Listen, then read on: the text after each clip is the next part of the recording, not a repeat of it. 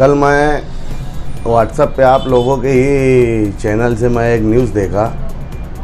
आज के आमदार हमारे इस्माइल सेठ जमीयत के दफ्तर पर उन्होंने मीटिंग बुलाई और उस मीटिंग के बाद उन्होंने जो बोला कि मैं जमीयत का इस्तेमाल करता नहीं और जमीयत से मैं 50 लाख रुपया लिया नहीं हूँ, ये बेबुनियाद इल्ज़ाम है। मैं उस बात का गवाह है कि वो 50 लाख रुपया जो है वो लिए थे।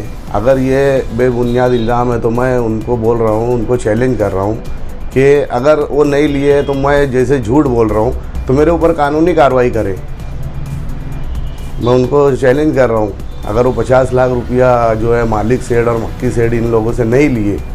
लेकिन देखो एक बात मैं बताना चाह रहा हूँ, मुफ्ती साहब जो है ना मालेगांव में डबल रूल कर रहे हैं। आप लोगों ने अभी रमज़ान का महीना है और रमज़ान के महीने में वो इतनी धड़ल्ले से झूठ बोल रहे हैं। बहुत ही हैरान हूँ मैं कि एक आलिम हो के इतना यानी रमज़ान महीने में भी यानी वो इतनी धड़ल्ले से झूठ बोल दे रहे हैं। बहुत ही ख़राब बात है मालेगांव शहर के लिए। वो डबल रूल इस तरीके से करते हैं कि वो एक तो मुफ्ती है और दूसरा एमएलए, तो मंतिकी पढ़े हुए, वो मंतिक का पढ़ा हुआ आदमी है। तो वो इस तरीके से बोल देते हैं कि वो जो पैसा लिए थे वो आमदार लिए थे, मुफ्ती थोड़ी लिए थे, जमीयत के सदर थोड़ी लिए थे। उनके पास ना मंतिक का बहुत ही खतरनाक इल्म है, इसलिए वो जो है ना गुमराह कर रहे हैं मालेगांव शहरियान को। मैं जो बोलना चाह रहा हूँ वो आप लोग समझ सकते हो कि डबल रोल किस तरीके से कर रहे हैं कि मुफ्ती के आड़ में जो है वो बच जाते हैं और आमदार का जो उनका काला चिट्ठा रहता है वो मुफ्ती बन के जो है अपना जो है वो छुपा लेते हैं। दूसरी बात ये बोलना चाहूँगा मैं कि 2019 में जो उनका संपर्क है, उन्होंने जो है रिटर्न सौदा किया था।